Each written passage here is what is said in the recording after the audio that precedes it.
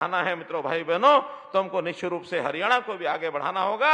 हरियाणा एक प्रदेश के नाते से आज भी पूरे देश में सबसे अपनी महत्व भूमिका निभा रहा है, चाहे यहाँ की आर्थिक प्रगति हो, औद्योगिक प्रगति हो, चाहे यहाँ के लोगों की मेहनतकश जनता उस नाते से आगे बढ़ रहे हो। हमारे देश का खिलाड़ी दुनिया के अंदर जाकर के देश के लिए मेडल लाता है। जितने देश के मेडल आते हैं 40% मेडल वो हरियाणा के आते हैं मित्रों, भाई बहनों, हरियाणा के आते हैं।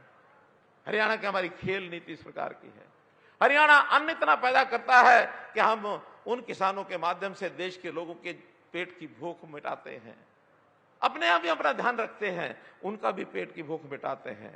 हमारा व्यापारी, हमारा उद्योगपति इतना पैदावार कर रहा है कि आज सारे देश में सबसे ज्यादा जीएसटी का जो कलेक्शन है वो हरियाणा में होता है।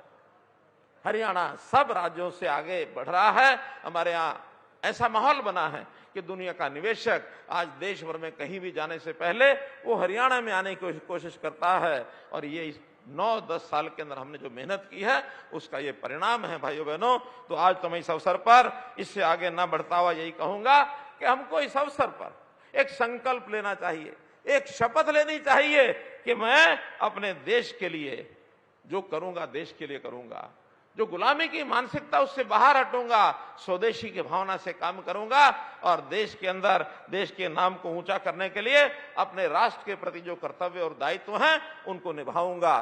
तो मैं तो इस समय आपसे अपेक्षा करूंगा कि मैं एक शपथ बोलता हूं, आप मेरे पीछे अपना दाहिना हाथ, जो दाहिना हाथ है अपने छाती के ऊपर, अपना जहां दिल होता है दिल के ऊपर रख करके, दिल के ऊपर हाथ रखेंगे। दिल हमारा शरीर के बाईं ओर होता है, दाहिना हाथ बाईं ओर छाती पर रख करके और खड़े होकर के मेरे पीछे शपथ लेंगे, जोर से बोलेंगे ताकि मैं समझ सकूं कि हमारा जो ये अभिमानी स्वाभिमानी जो जनता है ये अपने संकल्प पर पूरा उतरेगी। मैं शपथ लेता हूं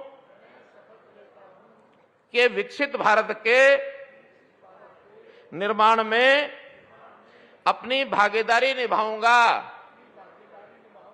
मैं शपथ लेता हूं कि गुलामी की मानसिकता से मुक्ति के लिए हर संभव प्रयास करूंगा। मैं शपथ लेता हूं कि देश की समृद्ध विरासत पर गर्व करूंगा और उसके उत्थान के लिए हमेशा कार्य करता रहूंगा। इसमें हमारी आबादी 2%, लेकिन आज देश की रक्षा करने के लिए जो हमारी सेनाएं हैं उन सेनाओं में सब मिला करके आज हमारी 11% की भागीदारी है, 11% की। हरियाणा के गांव-गांव से सेना में भर्ती हैं, एयरफोर्स में भर्ती हैं, गांव-गांव से, और सैनिक जो है हमारे यहाँ नेवी तक भी पहुंचे हुए हैं। रॉकेट चलाने वाली हमारी बेटी कल्पना चावला वो रॉकेट चलाने में माहिर हो गई। अभी अब चंद्रयान 3 की जो यात्रा हुई, चांद के ऊपर जो यान उतरा, हमारे यहाँ सैकड़ों लोगों की भागीदारी है और उस चंद्रयान को भेजने के लिए उद्योग जगत का भी बहुत बड़ी भागीदारी है।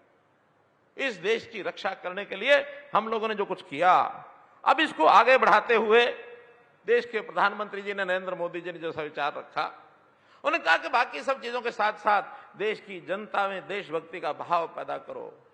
कितने ही कार्यक्रम शुरू कर दिए। तिरंगा यात्रा, आखिर पहले कभी तिरंगा, आसानी के तिरंगे के प्रति हमारा सम्मान पहले नहीं था। हमारा तिरंगे के प्रति सम्मान देश की आजादी के समय से लगातार बना हुआ है। हमने वो झंडा अंगीकार किया है। हमारे देश के प्रदेश के खिलाड़ी, हमारे जो पर्वतारोही चोटियों पर जाके लहराते हैं, देश के खिलाड़ी कहीं भी विजय पताका फहराते हैं तो तिरंगा फहराते हैं। हमारी सेनाएं तिरंगा लेकर के और सेना में कूच करके अपने फतेह करती हैं। तिरंगा सम्मान का विषय, लेकिन हर घर में तिरंगा पहुंचे, हर समाज का व्यक्ति तिरंगे प्रति उतना ही आस्था रखे। ये मोदी जी ने पिछले दिनों जब तिरंगा यात्रा अभियान चलाया था, हर घर तिरंगा, अब हर तिरंगा हमने अपनाया, हमने किया। आज देश की माटी के प्रति प्रेम जागे। हालांकि देश की माटी के प्रति प्रेम हमारे लोगों में है, पर्याप्त है, लेकिन बार बार याद कराना पड़ता है। इस माटी से तिलक हम करते हैं, जैसा गीत में है। आज भी देश के अंदर कोई पहलवान अखाड़े में उतर के कुश्ती करता है तो सबसे पहले धरती माता को पुचकारता है, चूमता है, तिलक लगाता माथे पर, तब जाकर के अखाड़े में कूदता है। हमारा किसान धरती में हल चलाता है, पहले जमीन को चूमता है। वो कहता है कि मैं धरती मां तेरे ऊपर हल चला रहा हूं, तकलीफ दे रहा हूं। हम भी, हमारे इतिहास में ऐसा आता है कि हम जब सो करके उठते हैं, अपना पैर जमीन पर रखने से पहले जब उठ के बैठते हैं तो धरती माता से क्षमा मांगते हैं, क्षमा मांग करके अपना पैर रखते हैं। ये धरती हमें अन्न देती है, हमें पेड़ देती है, वनस्पति देती है, हमें खनिज देती है।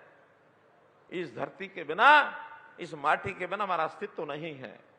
तो इस माटी को पूजना, इस माटी के प्रति सम्मान, हमने इसके कई प्रकार निकाले।